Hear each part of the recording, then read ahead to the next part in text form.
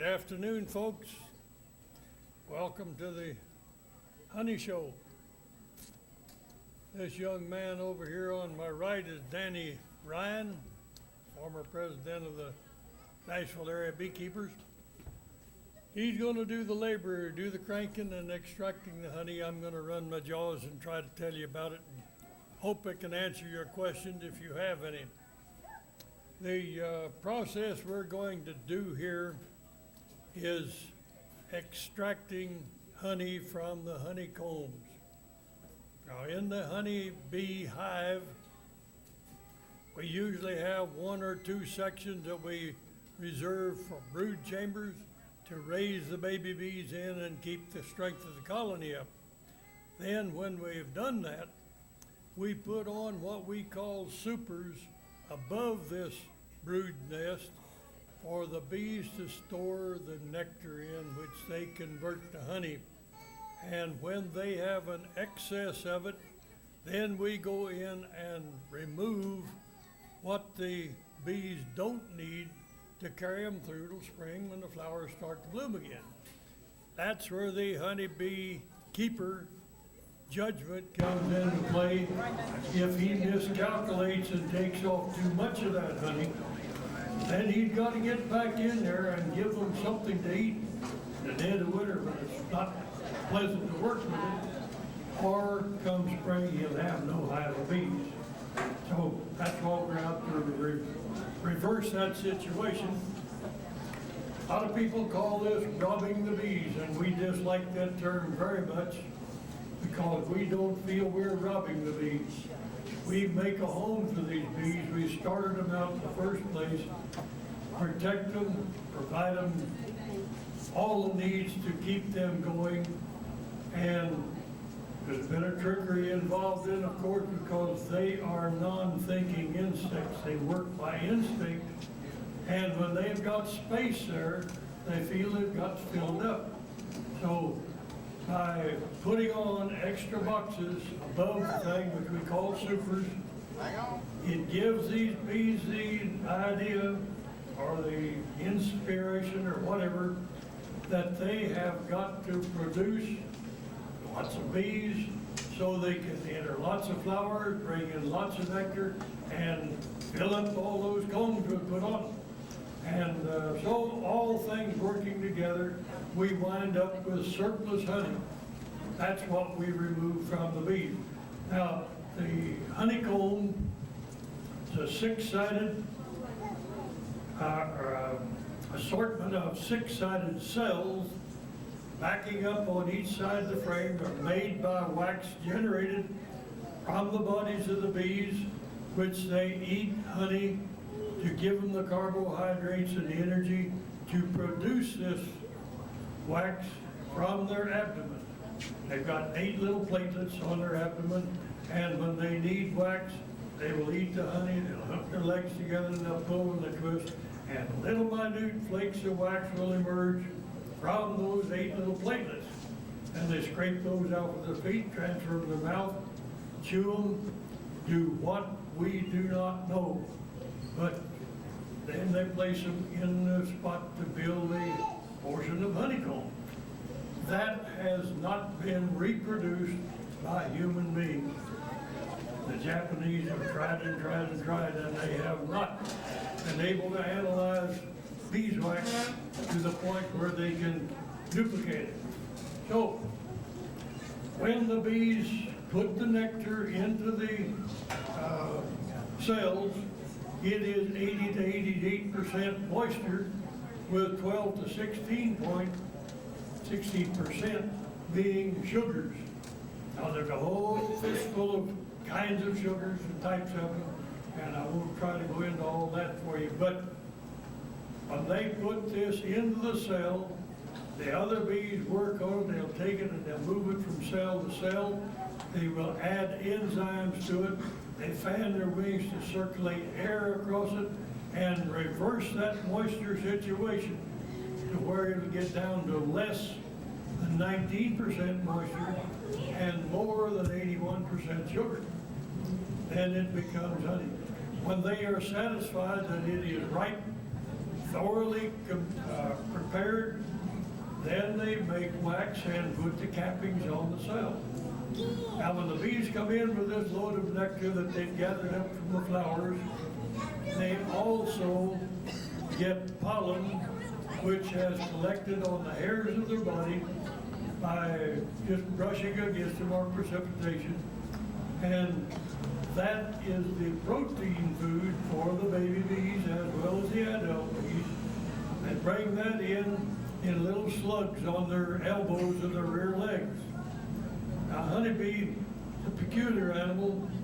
They have 4 wings, 5 eyes, and 6 legs, and a whole bunch of other good things. But they point to it when they get this nectar from the flower. The honey that's made from it will have that flavor and odor and color of that particular flower producing the nectar. So on the shelves, you see, we've got a whole variety of colors of honey. They're made from various things. So I'll let Danny go ahead and start uncapping this. He uses an electrically heated knife that's sharp on both edges. You peel the wax off the top, exposing the cells. Then you put it into this unit we call an extractor, which by turning the crank, he rotates the basket inside. That throws the honey from this frame by centrifugal force. He will do a portion of one side of the frame, he will stop it, he will reverse it, get the other side, throw out all the honey from that side, reverse back to the first side, and throw the balance of the honey from that. Now this is a judgmental thing on the part of the operator. One guy may think he's got it all in half of the time that another person may. But regardless, when they think they've got all the honey out of the frame, we take that frame and give it back to the bees and let them draw off any nectar that might still be there. Then we store these frames. Next season, they'll go back on the bees to be refilled again. Now the color, I told you, it comes from the flower. This little jar of beautiful clear honey here, I have no idea what the source of the flower is. The legumes produce this color of product. Your clovers, black locust trees, soybeans, whatever legume they go to, gives you something on this variety. Some are so clear, like white and yellow sweet clover, that is so clear you could read a newspaper through a quart of it. But most of the honey, especially here in Tennessee, is on this order right here. I have no idea what this came from, but we call it, in the lack of knowing where the girls went to get the nectar, we call it wildflowers honey.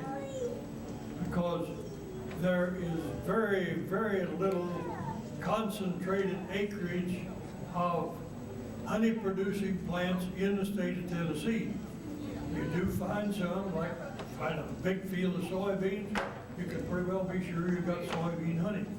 In my case, I have a big assortment of tulip poplar trees, and it gives a honey that looks about like this.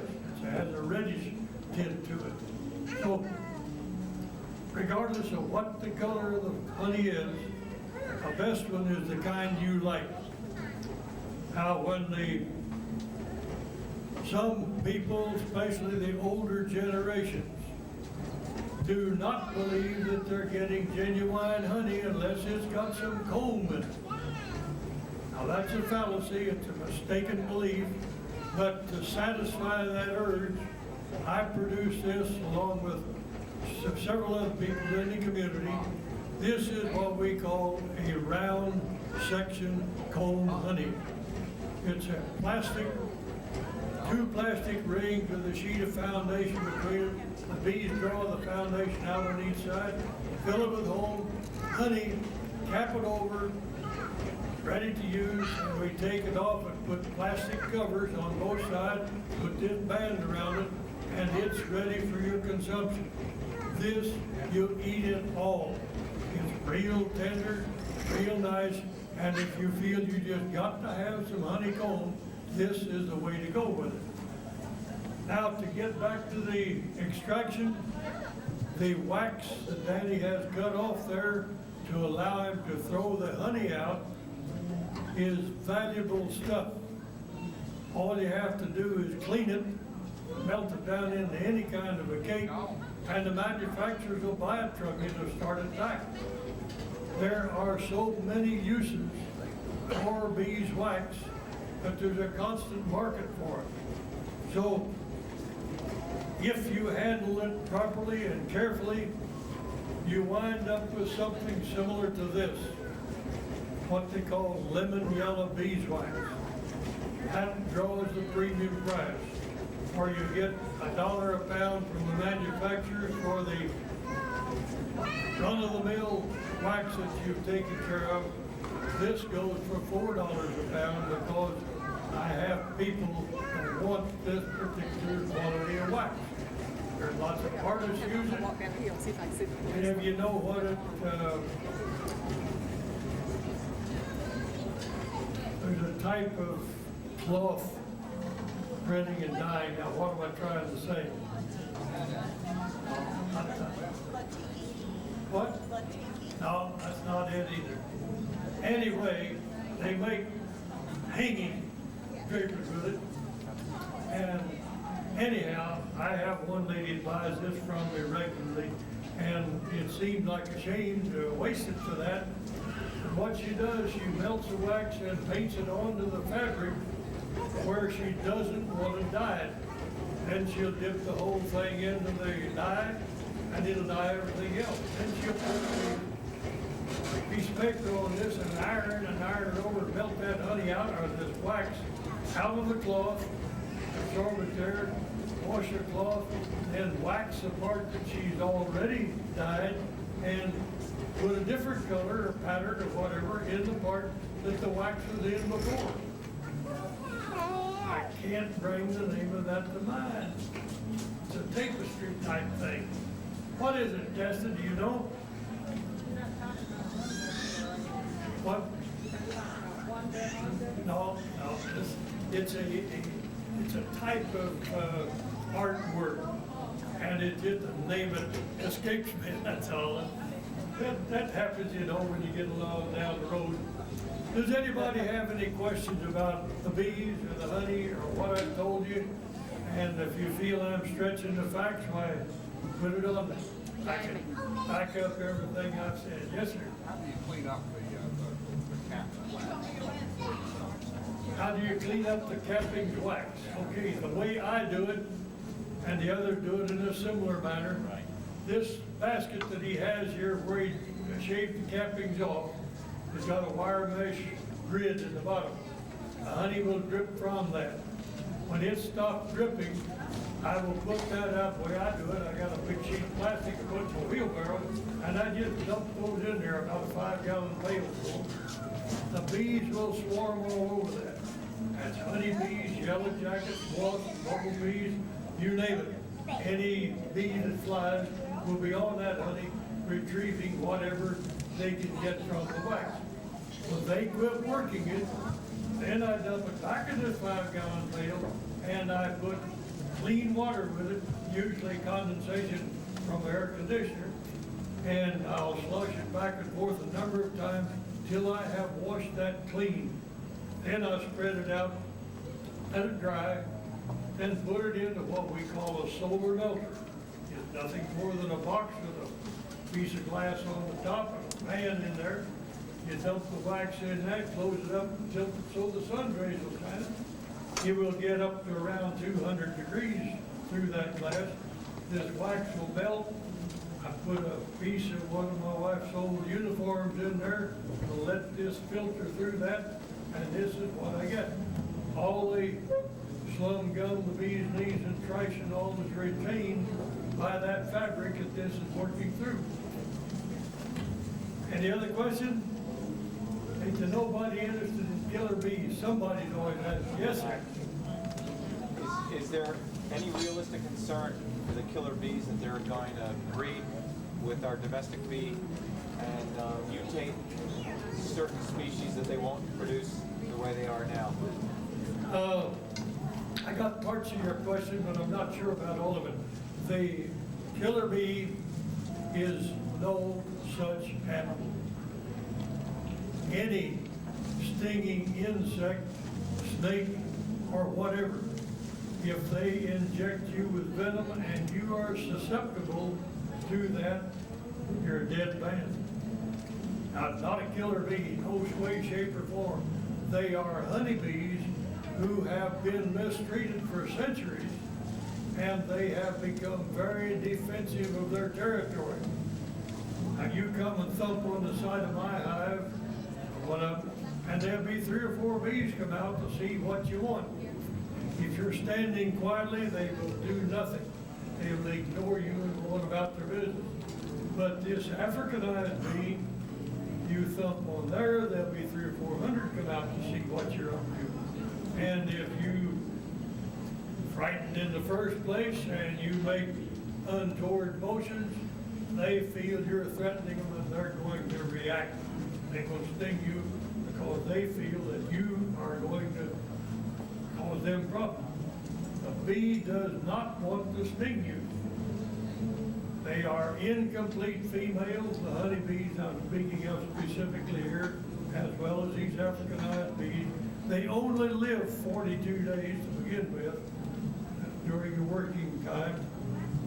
They die if they sting you because they have a barb stinger that sticks in your skin and they can't pull it out. And they whine around and tears it out of their tail, and then they fall on the ground and die within an hour or so. So their short life is very short in the first place, and if they sting, they're gone. So it's only a reactive action to protect themselves.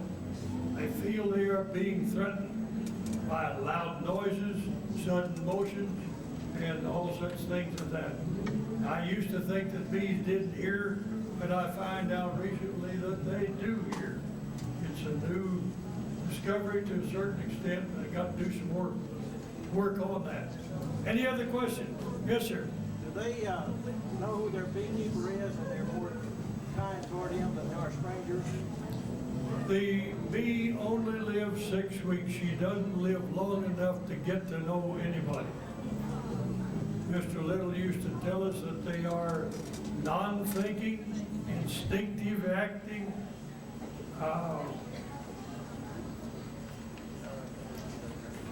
stimulative reacting insects. That was the way he always described them. Because they don't have enough brain to do any thinking.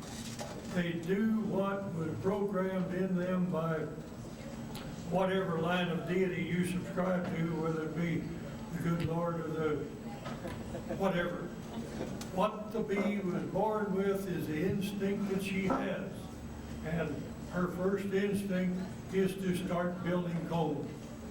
Now, you saw Danny draw the honey off here, fill the honey bears. We got some biscuits over here, I think. Have they got them, Danny, you know? You do have them? Okay. So we're gonna let you come by the ends and we'll give everybody a taste of honey on a biscuit. Yes, sir. As a general rule, you will get about 2.5 pounds of honey from one of these frames. There are 10 of these in a super ordinarily. Once we have got the combs drawn out and they're in good shape, we remove one and only put 9 in there. The bees respect what we call bee space. That's 5/16 of an inch. So we space these equally in a space that's supposed to have 10. They will draw these cells out further to where they've only got 5/16 of an inch between them, and they'll be nice fat combs. They'll give you 3 pounds per comb. That's just one of the little quirks we've learned with it. And this business of the bee cage was discovered in 1851 by Lorenzo Langstroth, a Presbyterian preacher. He was studying the bees and he discovered that business of the space. Any other questions? Why did Daddy turn that back one way and not? I'll let Daddy answer that to you. There ain't many people do it that way, but he got an idea. Come over here and tell him, Daddy. The cells in your comb don't go straight in. They'll slant sort of downward away from the bottom bar. So by turning it the other way, I bring the honey out across the top bar and swing it out the top of the cell instead of the end. So what he is thinking that as he rotates this, as well as the centrifugal force, he's catching a momentum towards this top bar. Now, when he reverses the comb, the top bar is the other way. So he reverses the direction of rotation to get that benefit. So that's, when you study what you're into, you come up with these ideas. You don't get them unless you think about what you're into. Any other question, please? Yes, ma'am. Yes, sir.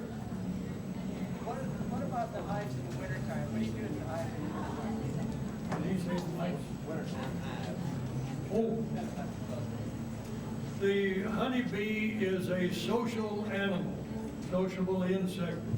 They cluster around the queen. They must keep her warm.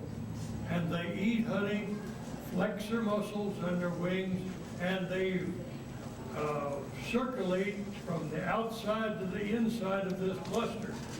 Now, the number of bees you've got there determines the size that cluster is going to be. But they attempt to keep that queen at 90 degrees all the time. Why? She doesn't have to keep that to be alive, but when she mates with from 6 to 12 drones on the wing, 50 feet in the air, and she stores that sperm, and it will last her for as much as 4 years. It must be kept at 90 degrees to be kept viable. In other words, if she attempted to fertilize an egg and their fertilizing mechanism is dead, she lays nothing but drones. When that happens, the bees will kill her and feed her to ants and try to grow a new queen. That answered? All right. Any other questions? Okay, we got a plate of biscuits on each side. Are those broken into? Yep.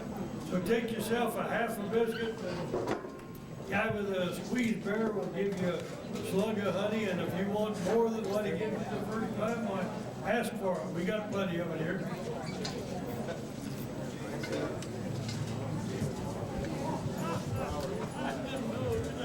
I thought I should know who that guy was. Well, for you, the gal who was my honey. Who else would answer that? There's somebody on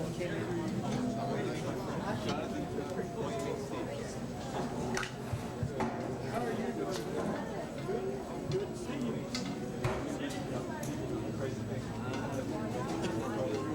No, I don't like getting involved in that.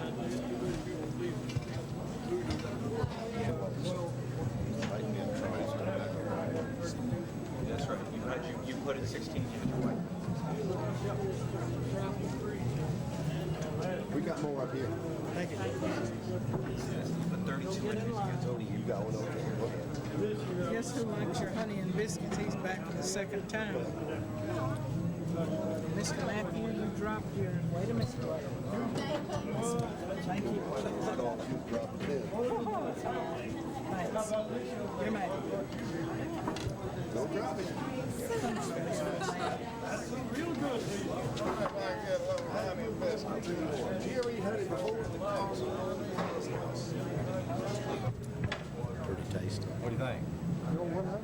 Let's get your analysis of it. Oh, it's delicious. I mean, it is. It's soothing. It's soothing.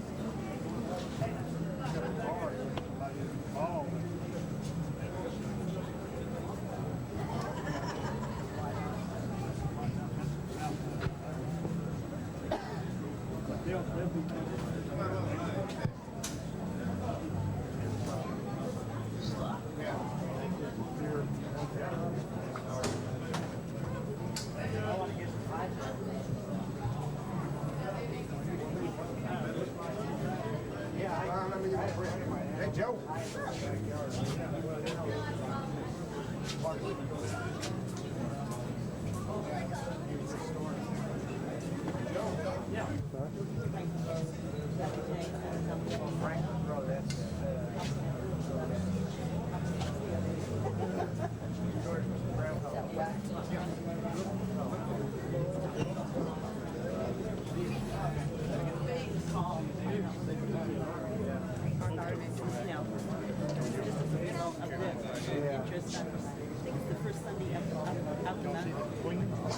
Is that it right there?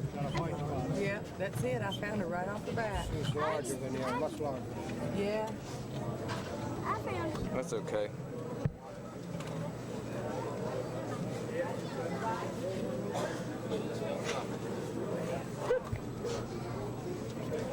Can you see her in there?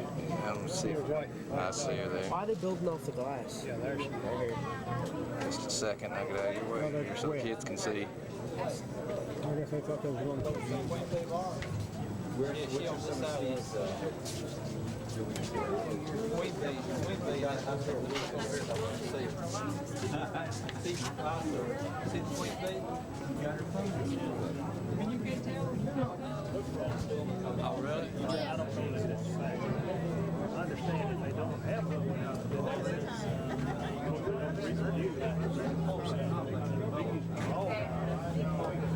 She's so educated, so I love it. Yeah, he's sharp. He knows. I didn't hear when you go down the other end. Display case for 6 weeks on that. So 6 weeks to be alive. Is that his? That one?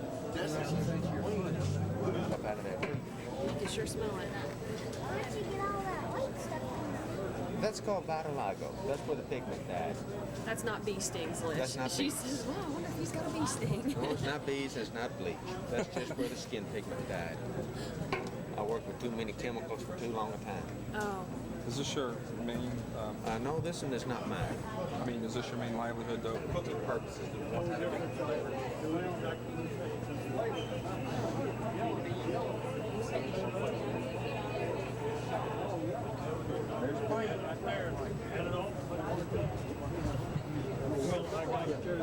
Play with the bees. There's queen bee. It's a little different. I don't think you pay attention to your line. Hey, Steve. Yeah. She's looking at the ceiling. Okay, thank you. See the bees? Cornbread? Yeah, that's not gonna make. I never make.